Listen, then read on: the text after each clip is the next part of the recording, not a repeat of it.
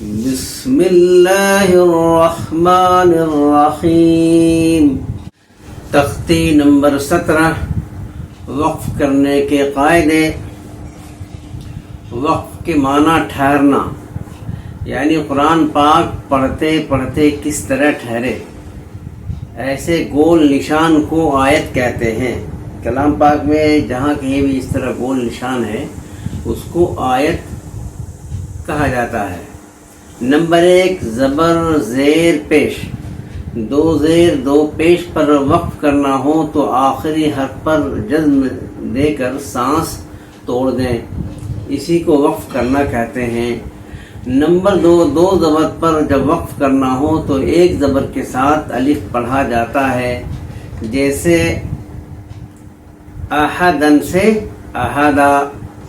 Number 3، گول تا پر جب وقف کرنا ہو تو وہ ہائے ساکنہ بن جاتی ہے، جیسے جاریتن سے جاریہ۔ یہاں وقف کے قاعدے بتائے جا رہے ہیں۔ پہلے تو یہ ہے کہ بچوں کے ذہن میں یہ بات بتائی جائے کہ وقف کے معنی آتے ہیں سانس توڑنے کے اور ٹھہرنے کے۔ جہاں کہیں بھی گول نشان ہو تو وہیں پہ قرآن پڑھتے وقت ٹھہرنا چاہیے۔ ٹھہرنے کا کیا قاعدہ ہے؟ اب ٹھہرنے کے کئی قاعدے ہیں۔ ایک تو یہ ہے کہ اس سے پہلے ہم لوگوں نے پڑھا ہے کہ زبر زیر پیش، دو زیر دو پیش، تو یہ 5 حرکتیں ہیں۔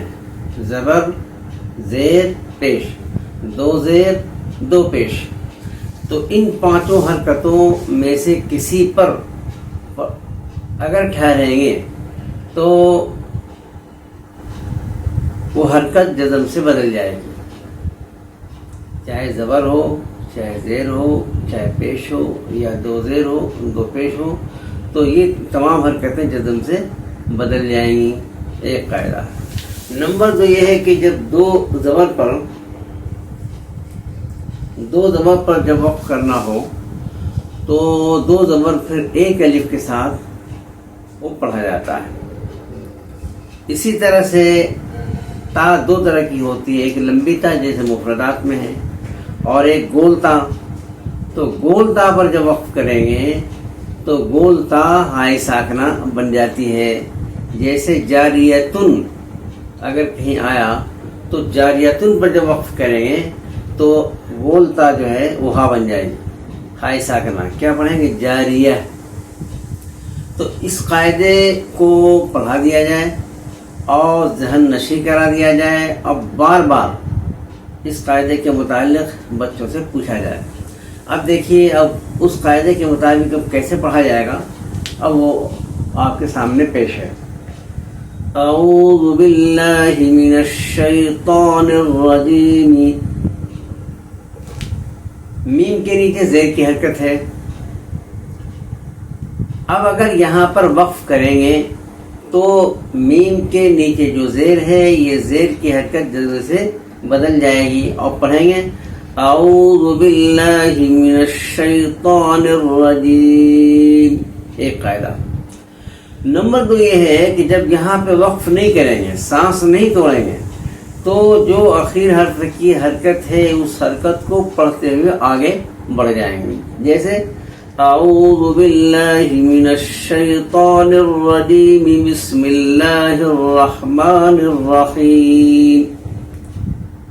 جب سانس توڑیں گے تو وقف کا قاعدہ آئے گا، جب سانس نہیں توڑیں گے تو کوئی قاعدہ وہاں پہ نہیں آئے گا، بلکہ وہ حرکت جس طرح کی ہے وہ حرکت پڑھتے ہوئے گزر جائیں گے۔ بسم اللہ الرحمن الرحیم۔ اب رحیم کہا کیونکہ میم کے نیچے جو زیر کی حرکت ہے یہ حالت وقف میں جزم بن جائے گی، اسی لیے پڑھا بسم اللہ الرحمن الرحیم۔ الحمد للہ رب العالمین۔ مخارج کی رعایت ہر جگہ ہوگی۔ اگر یہاں ہم نے الحمد کے بجائے الحمد کہہ دیا تو پھر اس کے معنی بدل جائیں گے۔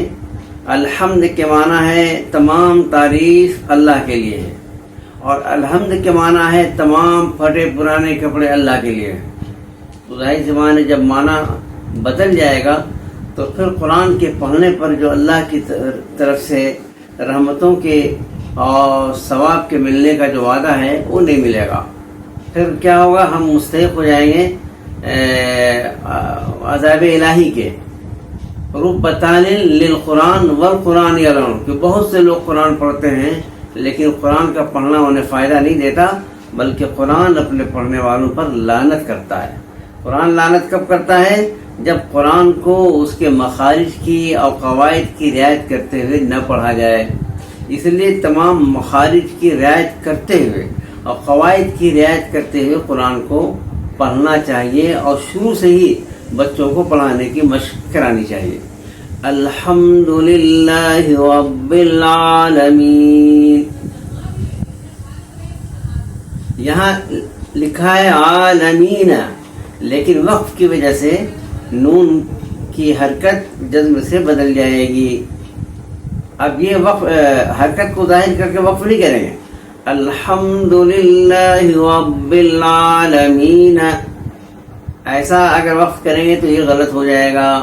وقف کرنے کا قاعدہ یہ ہے کہ آخر حرف کی حرکت کو جزم سے بدل دیں گے.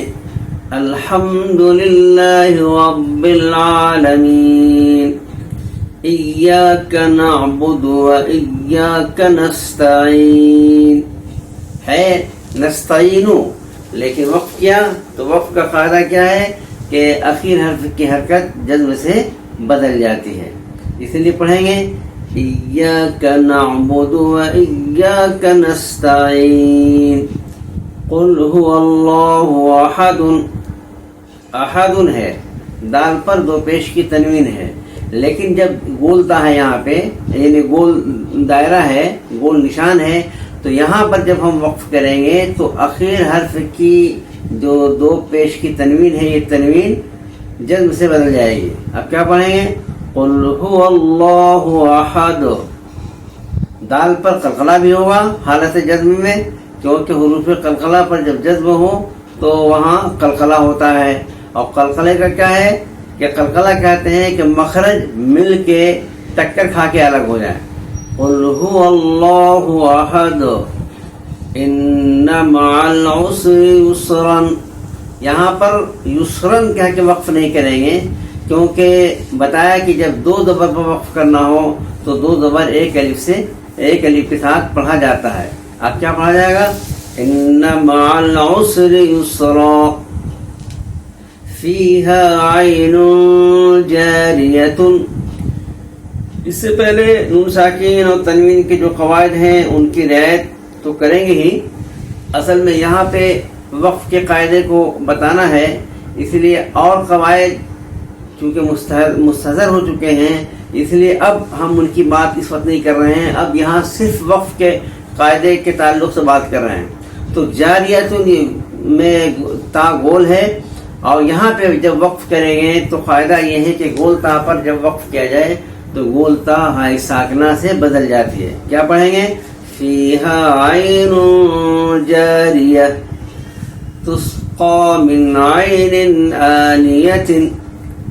گولتا پر وقف کریں گے تو اب تنوین کو ظاہر کر کے وقف نہیں کریں گے، بلکہ گولتا کو ہائی ساکنہ سے بدل کر اب پڑھیں گے تسقا من عین آنیہ لا تسمع فیہا لاغیۃ. لاغیۃ کا کہ وقف نہیں کریں گے، کیونکہ یہاں ایک تو گول نشان ہے، دوسرے میں یہاں پہ وقف کر رہے ہیں. تو وقف کا قاعدہ یہ ہے کہ جب دو زبر پر وقف کرنا ہو تو کیا ہے دو زبر پر وقف کرنا ہو تو پھر او تا ہائے ساکنہ بن جاتی ہے. لاغیہ کیا پڑھیں گے؟ لاغیہ.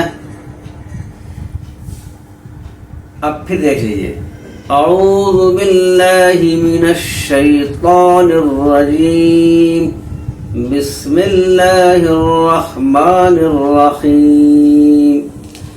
ہم لوگ جو پڑھاتے ہیں تو عام طور پہ لہجے کے ساتھ نہیں پڑھاتے ہیں، جبکہ لہجے کے ساتھ پڑھانا چاہیے. اور اللہ کے رسول نے فرمایا ان القرآن کیا ہے کہ قرآن کو لہجے کے ساتھ پڑھو. فرمایا قرآن کو لہجے کے ساتھ پڑھو. لہجے کے ساتھ قرآن کا پڑھنا قرآن کے حسن کو دوبالا کرتا ہے. ہم لوگ اردو کی طرح پڑھتے ہیں اعوذ باللہ من الشیطان الرجیم بسم اللہ الرحمن الرحیم، تو یہ طریقہ بالکل غلط ہے. اس لیے اس طریقے کو بدلنے کی ضرورت ہے. ہم لہجے کے ساتھ پڑھیں گے اور پوری عظمت کے ساتھ پڑھیں گے اور پوری عظمت کے ساتھ بچوں کو پڑھائیں گے.